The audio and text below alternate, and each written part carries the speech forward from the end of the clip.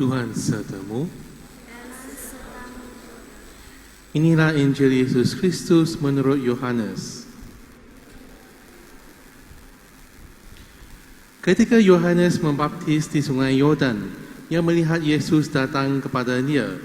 Maka katanya, "Lihatlah anak domba Allah yang menghapus dosa dunia. Dialah yang ku maksud ketika ku katakan, sesudah aku akan datang seorang yang telah mendahului aku, sebab dia telah ada sebelum aku. Aku sendiri pun mula-mula tidak mengenal dia. Tetapi untuk itulah aku datang dan membaptis dengan air, yakni supaya ia dinyatakan kepada Israel." Dan Yohanes memberi kesaksian katanya, "Aku telah melihat roh turun dari langit serta seperti merpati. Dan roh itu tinggal di atasnya. Aku pun sebenarnya tidak mengenal dia, tetapi yang mengutus aku membaptis dengan air telah berfirman, jikalau engkau melihat roh turun ke atas seseorang dan tinggal di atasnya, dia itulah yang akan membaptis dengan Roh Kudus. Dan aku telah melihatnya, maka aku memberi kesaksian, dia inilah anak Allah."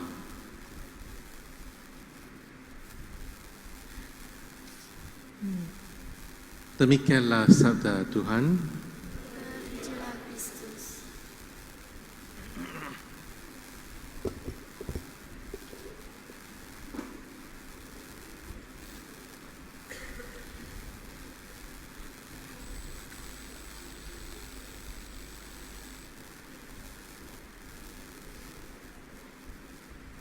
Saudara-saudara dalam Kristus, di dalam kehidupan kita, semasa kita kecil sampai kita dewasa, sampai kita tua, kita mempunyai hasrat dan pelbagai keupayaan masing-masing. Tetapi satu perkara yang kita mesti ingat, bahawa apa yang kita boleh lakukan masa kita muda, tidak semestinya boleh dilakukan bila kita sudah tua. Misalnya, masa kita muda, kita boleh berlari 100 meter, 200 meter atau 400 meter. Kadang-kadang ada orang boleh lari dari satu tempat ke satu tempat, tak ada masalah. Tetapi apabila kita sudah membesar, kita tidak boleh berbuat demikian. Terutamanya bila kita sudah tua. Takkan kita dah tua masih nak lari macam itu. Tak boleh, nanti tiba-tiba ada sakit jantung lah, sebagainya susah lah.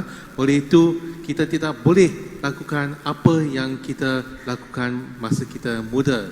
Oleh sebab itu, satu perkara yang kita harus ingat ialah bahawa kita mestilah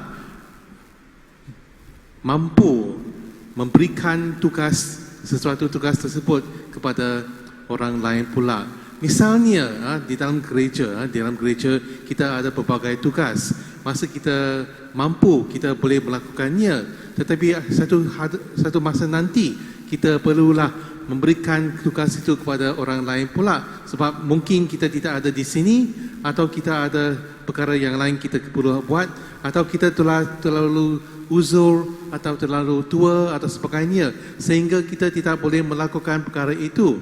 Oleh itu, dalam fikiran kita, kita haruslah kita boleh mempunyai fikiran di mana kalau perkara itu tidak dilakukan oleh kita, gereja ini akan hangus. Kita tidak boleh berfikir demikian, sebab gereja ini akan tetap berlaku walaupun kita tidak berada di sini. Oleh itu, di dalam misa hari ini, marilah kita merenung sebentar mengikut bacaan Injil hari ini. Yohanes sedar bahawa dia bukan yang terulung, dia bukan yang terpenting. Dia sedar bahawa tugas dia ialah untuk menyatakan Yesus kepada Israel. Selepas dia menjalankan tugas dia berundur. Dia berundur supaya orang lain pula boleh melakukan tugas seterusnya. Tetapi kadang-kadang di dalam hidup kita, kita sangat susah untuk melepaskan. Kita ingat, kita masih boleh buat, tetapi kita mesti ingat, kita bukan Superman. Satu hari nanti kita langsung tidak boleh berbuat demikian. Macam mana? Bolehkah kita sanggup, mampu memberikan tugas itu kepada orang lain, dan bukan saja memberikan tugas itu kepada orang lain, tetapi kita membantu mereka supaya mereka kemudian boleh mengambil alih daripada kita.